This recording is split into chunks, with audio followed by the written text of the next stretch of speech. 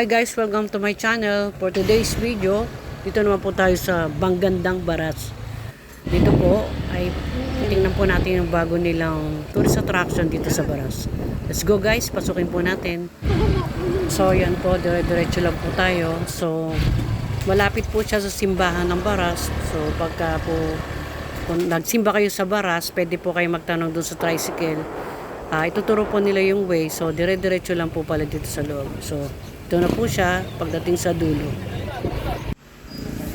So wala po siyang bayad, dire-diretso lang po tayo.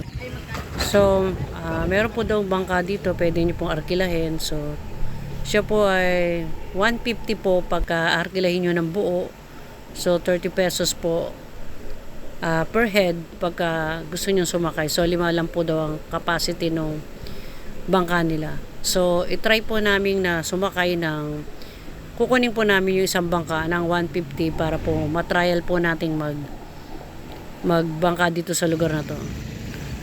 So yan guys, libutin muna po natin yung gilid na to bago po tayo sumakay. So para makita po natin yung kabuuan po ng unahan nila dito sa entrance, para po makita natin kung ano po yung meron dito bago tayo pumasok. So yan, may pambatang laruan, may duyan, palusutan, yan po. So ang ganda po ng linis ng lugar. Pagka umaga po pala dito ay pwede po kayong maggala. Tapos sa gabi, maganda po daw dito kasi may mga ilaw po yung mga halaman sa kayong lugar. So pwede kayong magdala ng mga lamesa, pwede kayong kumain, basta lilinisin nyo lang po yung lugar ninyo. So trial po nating sumakay, ito na po. Ang 150 po ang bayad namin dito sa sasakyan namin. So papunta po kami dun sa may laot. Pwede po daw pumunta dun sa tinatawag na Parola sa Tanay.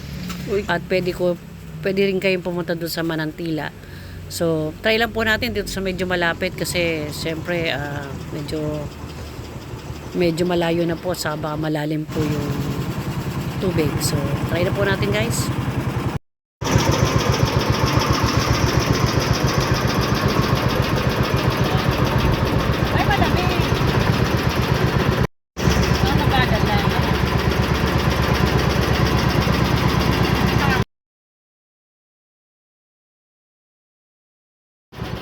So yan guys, medyo mabagal lang po yung takbo. So hindi pala nakakatakot. So diretso po tayo para makita po natin yung ganda nung pinopromote nila na Banggandang Baras na sinasakyan nila. So para po makita natin yung pupuntahan ng bangka na to.